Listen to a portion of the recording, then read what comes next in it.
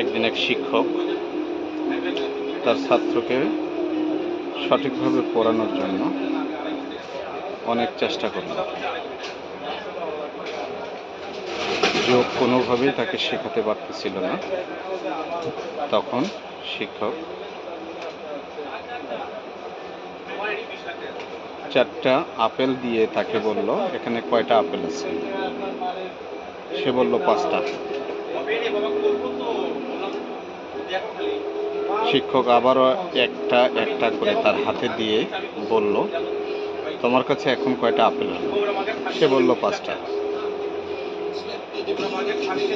শিক্ষক একটু রেগে গিয়ে এবার চকলেট তার হাতে ধরাই দিল। একটা একটা করে 4টা চকলেট দেওয়ার পরে বলল তাকে, যে কয়টা চকলেট হলো তোমার কাছে? সে বলল 4টা। এবার শিক্ষক একটু বেশি রাগান্বিত হয়ে বলল, চকলেট যদি 4টা হয়, আপেল তোমার কাছে কি করে 5টা হয়?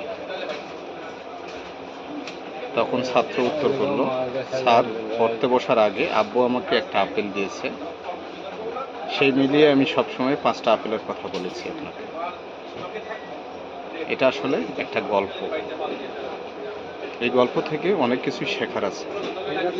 একটা মানুষের বাস্তব জীবনে কি পরিস্থিতির মধ্যে দিয়ে সে অতিবাহিত করতেছে, সেটা তার অবস্থান থেকে চিন্তা না করলে কখনোই বোঝা যাবে না।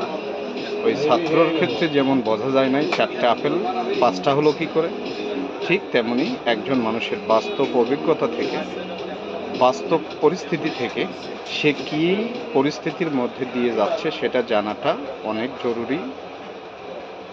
তারপরে সেই মানুষটাকে মূল্যায়ন করা উচিত বলে আমি মনে করি।